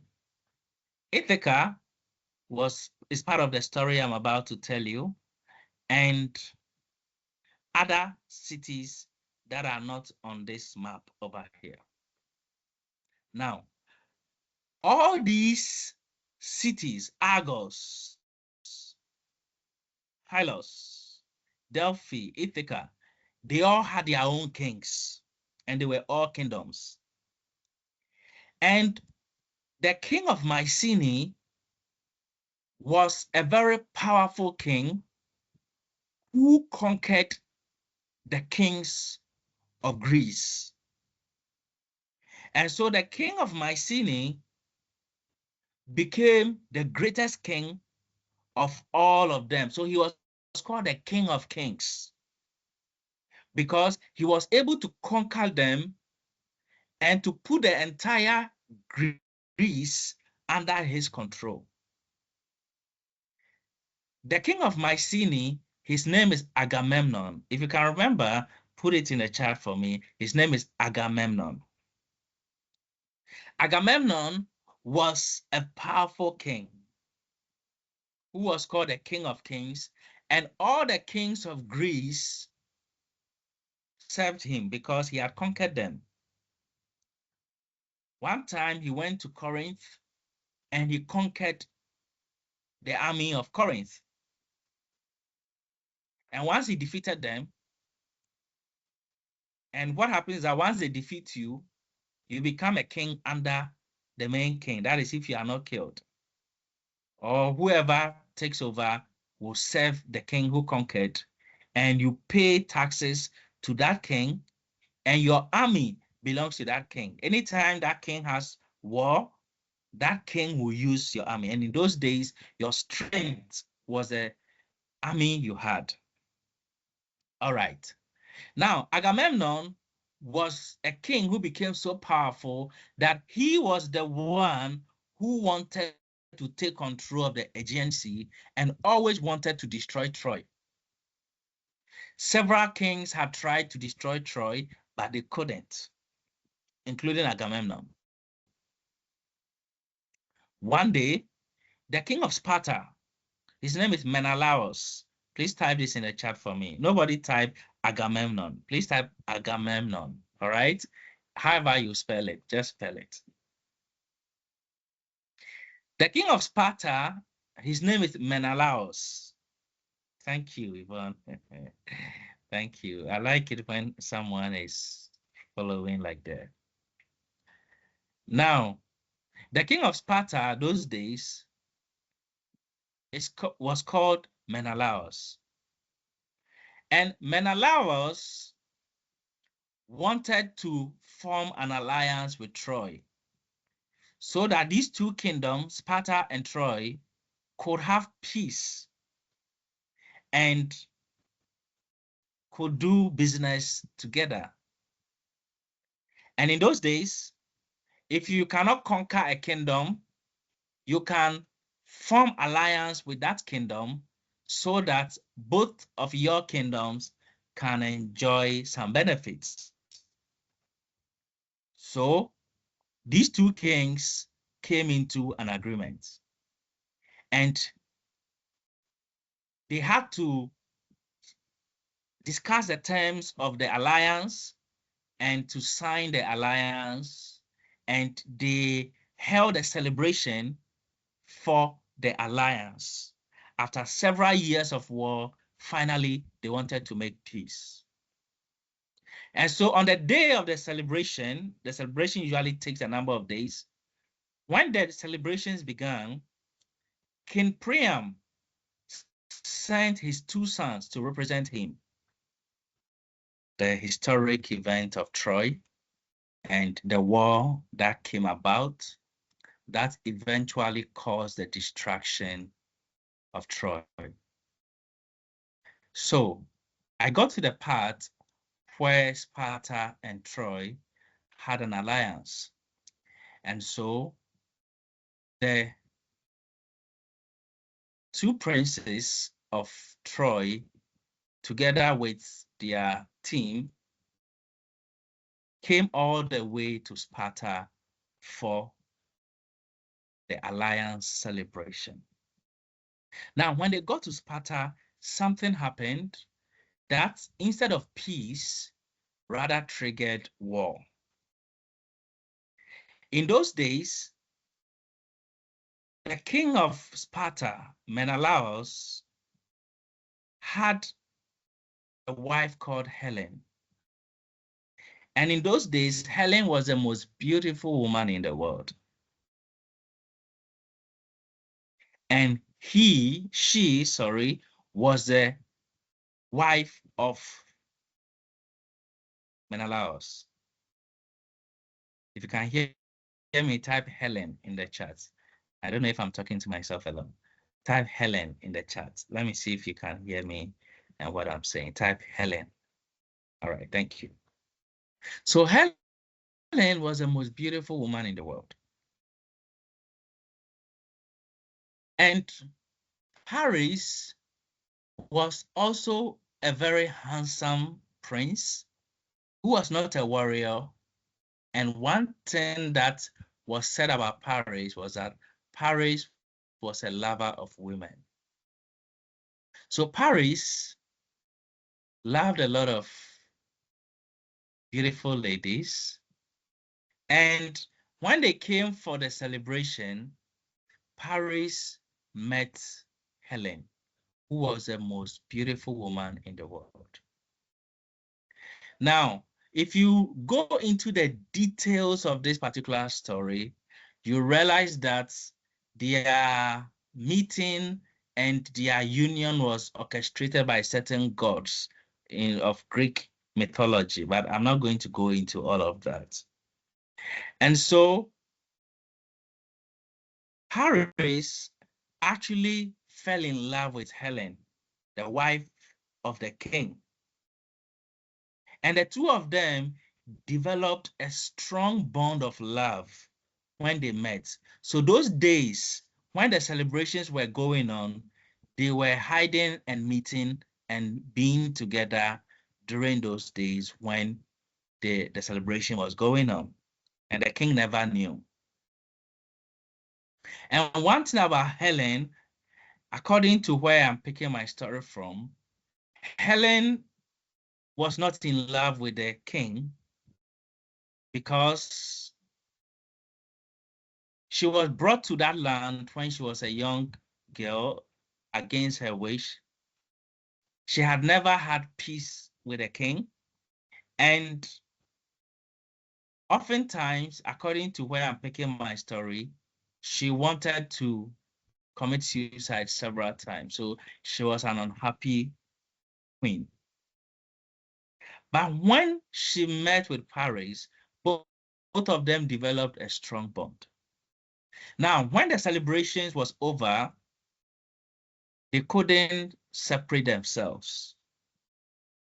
Paris was saying that, let me take you with me to Troy. And Helen said, the king is a warrior, he's a man of war. And wherever we go, war will follow. He will chase us, he will attack us. Wherever we hide in this world, he will not rest, because for somebody to take the wife of a king, the shame alone is enough for war. The fact that someone has come for your wife or your woman alone calls for war. Eventually, Paris convinced Helen, and Helen disguised herself, and Paris hid Helen in their ship. So when they left and they were going back to Troy, Paris started feeling the fear of what he had done. So he went to see his brother in the ship and told his brother that, Hector, do you love me? And Hector said, why are you talking like this? Anytime you say things like this, it means something is wrong. What is wrong? And he revealed his secret to his brother. When his brother heard the secret, he was so furious because he knew that this would bring war. He was a man of war. He told them to turn the ship and go back, but then he stopped and said, let them go back to Troy, because the harm had already been caused. They came for peace. They had finished with the peace celebration. They are going home, and they carried the wife of the king. Eventually, they took Helen to Troy. And that act was what caused the greatest war in history at the time. This war we are about to talk about was the greatest battle in history, and it was caused by a beautiful woman being taken by someone. In the night, Menelaus was looking for his wife, searched everywhere, talked to all the servants. Nobody knew where the wife was. Sent his servants to look for his wife, and they found a fisherman who saw Helen being disguised and being put in the ship of the Trojans. So they informed the king. And when the king heard this, the king became possessed with anger. And the first thing he did was to see his brother. Guess who the brother of the king of Sparta, Menelaus, was? His brother was Agamemnon, who was a king of kings. So he went to Agamemnon and told Agamemnon what had happened, and told Agamemnon, will you go to war with me? And Agamemnon said, I've always been waiting for the chance to attack Troy. I will go to war with you. And they started planning the greatest war in history at the time. So because of Agamemnon, all the soldiers of the land of Greece were summoned. Tens of thousands, getting into the hundreds of thousands, the greatest army that had ever been assembled in those days. And they were going to Troy. To Menelaus, he was going to get his woman. To Agamemnon, he was going to destroy Troy, to take over Troy. A perfect opportunity had been presented to him. This particular story has a lot of twists and a lot of details in it. One of the key details is that in those days and within that same war was the greatest warrior in history up to this day. The greatest warrior of all time in history, his name is Achilles. I'm sure we've heard of Achilles. Achilles was alive in those days, and Achilles was a Greek. In those days, the wisest man in history was the king of Ithaca. In those days, at that time, the wisest man and the wisest king at that time was the king of Ithaca. His name is Odysseus. Odysseus.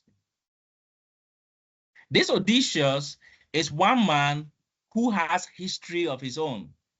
So the history I'm telling you comes from a book, a historic book that is read in all historical, the whole world, okay? It's called the Iliad.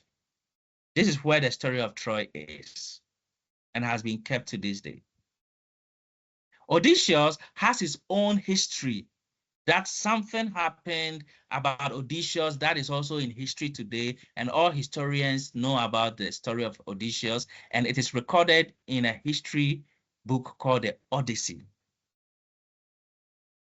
So Odysseus was also the servant of Agamemnon, and they went to summon the greatest warrior of all time, Achilles. Achilles had a cousin called Patroclus. And Patroclus was someone being raised by Achilles to become a soldier, a warrior. And so they all formed a massive army. Achilles had some issues with Agamemnon, so he didn't want to go. But then he went to see his mom, who was a fetish priestess. And it was said that Achilles was born through the encounter with some of their gods. And when Achilles was born, Achilles was dipped into a magical potion, and they held his heel to dip him into the potion. So the only part of Achilles that couldn't get into the magical potion was his heel. And so, unknown to everyone, the only weakness of Achilles was Achilles' heel. I'm sure we've all heard of Achilles' heel. Achilles went to see his mom, and his mom prophesied to him that if you go to this war, your name will be in history for thousands of years. If you don't go to this war, you'll be a great man, but when you die, nobody will know about you. And so the reason why we all know about Achilles was because Achilles joined this war, the greatest war at the time. So they all marched, and they marched to Troy to go and destroy Troy, the greatest army of that time. When they got to Troy, Achilles and his own group of soldiers, his own men, Achilles had his own army. They went ahead of all of them, and they got to the beach of Troy, and they conquered the beach. Achilles conquered the beach, took the beach. And so when all the armies of Greece came to Troy, they formed their camp on the beach. So on their camp was where the Greeks were living, and then Troy was in the main city. So the first victory the Greeks had was to destroy the beach. And it was through the legend of Achilles and the things he did there as to why Achilles is known in history. So they took over the beach, and they conquered, and they took some hostages as well. The next morning, they planned to march into Troy and destroy Troy. To them, they wanted to get into Troy, and they thought they could take Troy in just one day. Early in the morning, the Trojans knew that there was war. They were all ready at dawn. All the soldiers were positioned on their walls, in front of the walls, everywhere, every strategic place. The entire army of Troy was ready to face the Greeks. Early in the morning, they started hearing earthquake. And this earthquake was not a real earthquake. It was the march of a great army. They were just marching and coming with war sound. Who. And just the march of an army cause an earthquake. It was a massive sight. But that particular match, Achilles and his men didn't join, because when Achilles took the beach, Achilles had further confrontations with Agamemnon, and so Achilles decided not to join them. They got to the gate of Troy, and before they started the battle, they negotiated first. Menelaus and Agamemnon and all the kings that followed Agamemnon, they led the negotiations on their side. On the other side, Hector, who was the army commander of Troy, and Paris, and one or two soldiers led the negotiations on the side of the Trojans. When they got there, Menelaus told Agamemnon for them to tell them to bring his woman. For him, that was why he went for war. Paris came up with a strange idea that let us fight, you and me, man to man. Whoever wins will take the woman and will call off the war. Agamemnon said, I didn't come here for a woman. But because he was a brother of Menelaus, they convinced him that he should let him do this first. And no matter what happens, they will still fight Troy and take down Troy. So Paris, imagine Paris, who was not a warrior. And imagine Menelaus, who was a warrior and a king, a war king. Those days, for you to be a king, you have to be a great warrior.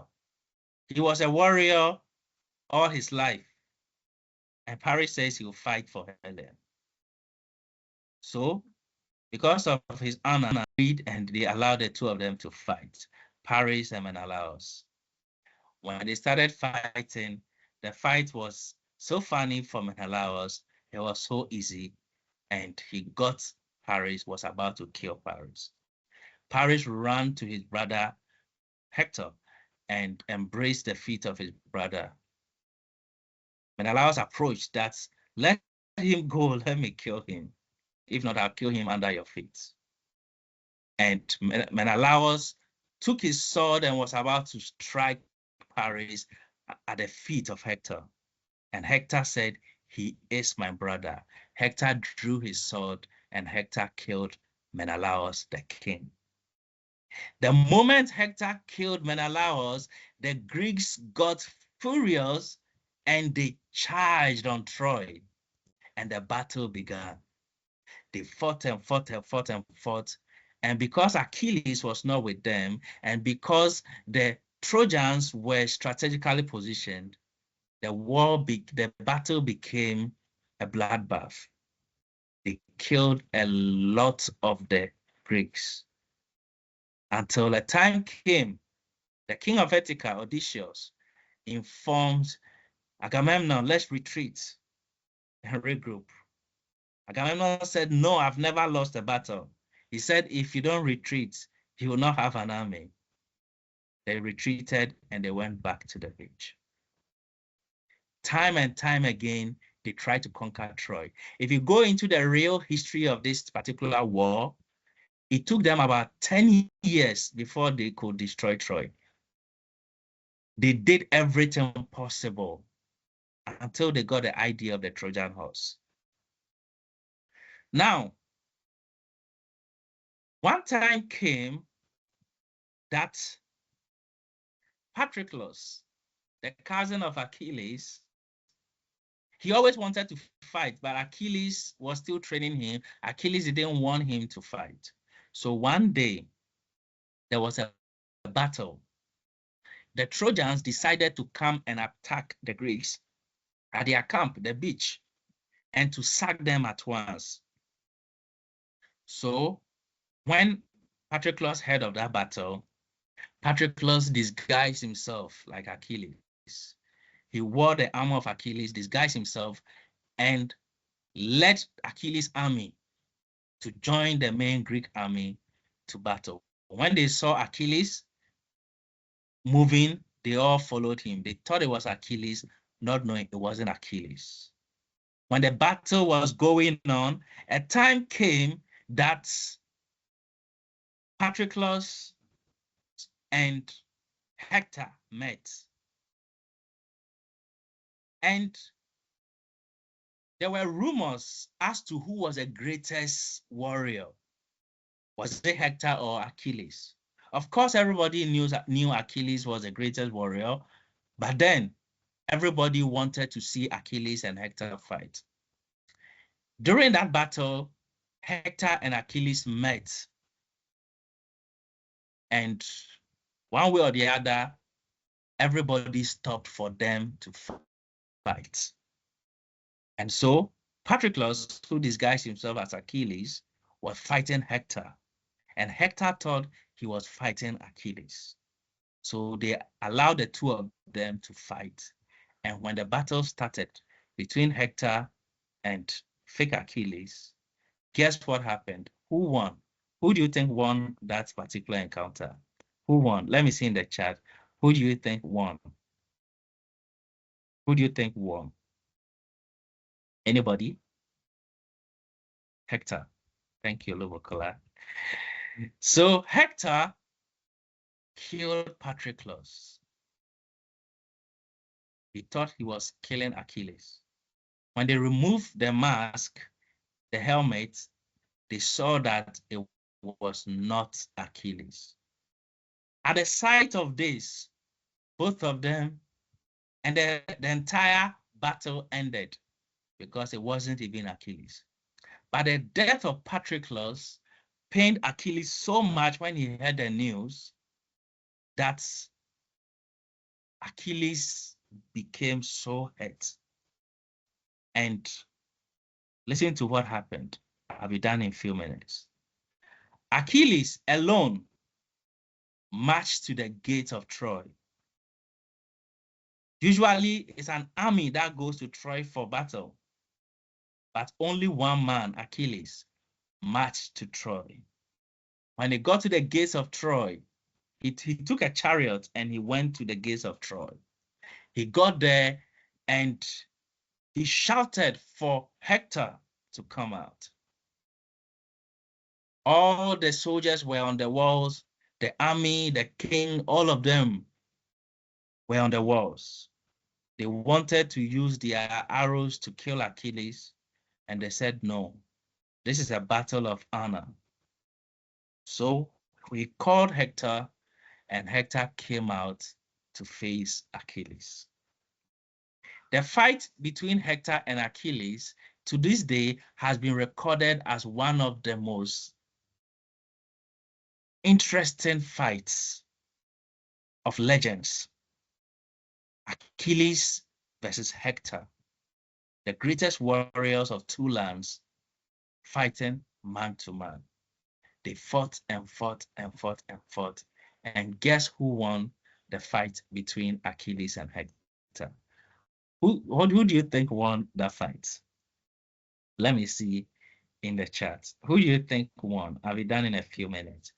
So Achilles killed Hector. Hector was a commander of the armies of Troy. Achilles killed Hector.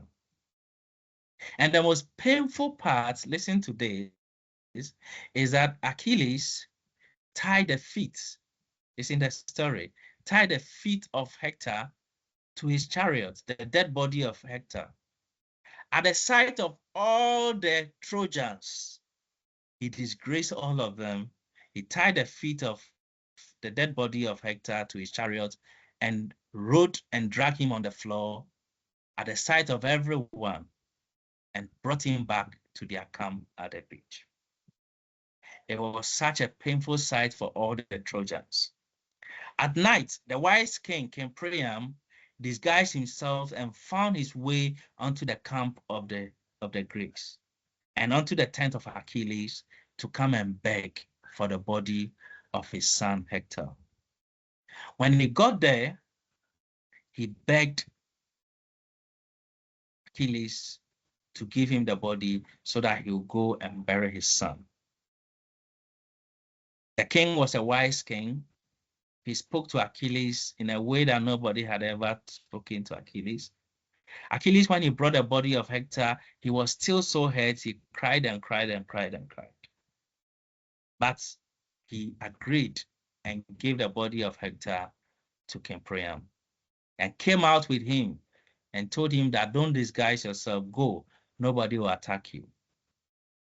Achilles had a lot of influence to the point that whatever he says, nobody challenges him. So Achilles told the king to go. Nobody would attack him. So he went. Before going, the king begged Achilles that their burial celebration takes 12 days. And so he should grant them 12 days of peace. And in these 12 days, they shouldn't attack them. So Achilles agreed and said, in 12 days, nobody will attack you. So they went and they had the celebrations to bury Hector. Now, within those 12 days was the time of the Trojan horse. They were planning what to do to attack Troy. And so as part of their plans, the king of Ithaca, Odysseus, saw somebody playing with a toy horse. And in those days, the Trojans saw horses as one of their spiritual symbols. Like the way today some Indians worship holy cow and those days, the Trojans had that kind of spiritual reverence for horses. And so he saw somebody carving a toy horse and he got the idea. So he told the king Agamemnon that let's use our ships to build a giant horse and leave it at the beach. So what they did was so interesting. They actually built this horse, a horse like this. This is a Trojan horse that has been in history to this day. So they used the wood from their ships and they built a giant horse. And they left the horse at the beach, and look at what they did. They used their dead bodies and they painted their dead bodies as if they have been cursed. And they spread their dead bodies at the beach. And they took their ships and they left the beach. So the beach became empty. They were gone. So the next morning, the Trojans came out and saw that the enemies were gone. And some of their dead bodies were at the shore of the beach. And they looked as if they were cursed. And they were gone. So to them, their gods had visited them and cursed the enemies and had sent them away. And the people who came out included the high priest of the Trojans. Paris was also among them. Paris said, let us destroy this horse. The high priest, I call him the false prophet. Sorry, the high priest. He told the king that this horse is a gift from their gods. Let them carry it into the city so that they will use it as a memorial of the greatest victory, because their defeating this army was the greatest thing they had ever done. Eventually, the king took the advice of the high priest and they put something under the horse and they dragged this particular horse into the city of Troy. And all the citizens of Troy, all the Trojans saw the horse coming and they started jubilating and celebrating and celebrating. And after they sent the horse into the city, it was party that night. They drank and partied and drank because they had destroyed the greatest army that ever assembled in history. All the men were drunk. They were celebrating everywhere. Unknown to them, this horse was a disguise. And inside this horse were about 50 powerful soldiers hidden in this horse. In the night, when they were celebrating and they were unaware and all the men were drunk,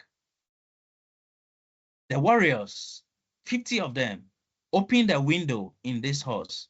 Achilles was also part of those inside. And they came out that night when nobody saw. Nobody was ready. And what they did was that they went to the gate of Troy and they killed all the guards at the gate. They used a torch, stood on the wall, and they waved for the army. The army that pretended to leave their shores, not knowing the whole thing was a plan. They never intended to leave. They went to hide somewhere.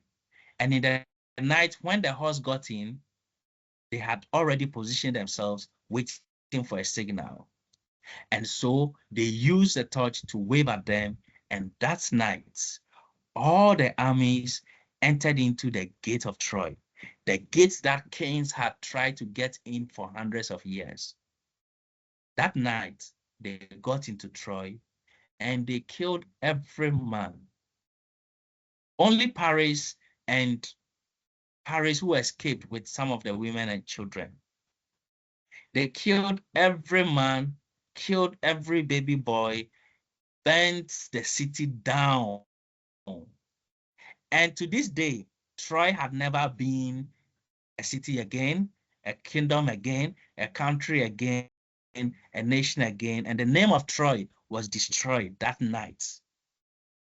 A very fortified kingdom was finally destroyed by the Greeks. And it was done by the Trojan horse, the disguise of the Trojan horse. From that day, the term Trojan horse was coined. And any type of attack in IT that disguises itself for you to invite it in by yourself is referred to as a Trojan horse. So I'm just reading one line about Trojan horse and I'll be done. So a Trojan horse or Trojan is a type of malware that often disguises itself as a legitimate software or is embedded in a legitimate software that is tampered with. And users are usually tricked into installing or inviting this Trojan into their own systems. If you look at the picture here, one thing about Trojans is that once they get in through the disguise, their first goal is to create a backdoor. Just like the Greeks opened the gate of Troy, and they will invite other malware in. Tomorrow, we are going to see how this particular Trojan horse behaves. And the story I just gave you here is an interesting story that tells us about how this particular Trojan horse came to be. And this particular Trojan horse, once it gets into your system, it opens backdoor and invites other malware in. It is a malware that will trick you and allow you yourself to invite it in. Some companies are highly secured and there's no way that the attackers can get in. So they find a way for somebody in that company through a deception to invite them in. And that is how come we had the Trojan horse. Tomorrow, we'll read a little bit about the Trojan horse malware, and you realize that it is so interesting and it is a very dangerous malware. So thank you for the time, and tomorrow we will get more information about the Trojan horse. Thank you, and I'll see you tomorrow.